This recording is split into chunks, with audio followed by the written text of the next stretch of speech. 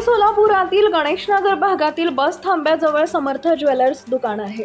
शनिवार दिनांक 1 रोजी सायंकाळी 7:47 दोघे जण ज्वेलर्स दुकानात शिरले।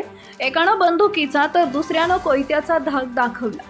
त्यांनी सोबत आणलेल्या बॅगेत दुकानदाराला दागिने भरायला सांगितले, पण अवघ्या 30 सेकंदात दोघेही दरोडेखोर 1 ग्रॅमही दागिना न घेता आले तसे पसार झाले। या प्रकरणी दुकानदार दीपक दिगंबर वेद पाठक यांनी विजापूर नाका पोलिसात फिर्याद दिली आहे। सोलापुरातील व्यंकटेश बुदले हा IT इंजिनियर 20 ऑक्टोबर रोजी रात्री 10च्या सुमारास मैत्रिणीसोबत विजयपूर रोडवर फिरायला गेला होता।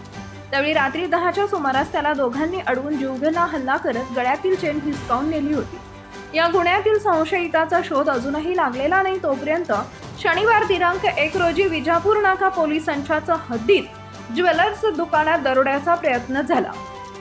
हातात कोयता बंदूक घेऊन आलेले दरोडेखोर चोरी न करताच पसार झाले, पण या घटनेनं परिसरात भीतीचं वातावरण आहे।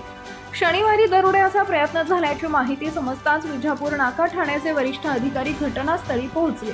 श्वान पथक फॉरेन्सिकची टीम देखील दाखल झाली, पण श्वान जागेवर घुटमळले तर फॉरेन्सिकच्याही हाती काहीच लागलं नाही। दुकानावर त्या दोघांना पाहून घाबरला होता। आरडाओरड केली असता दोघंही लगेचच पसार झाले।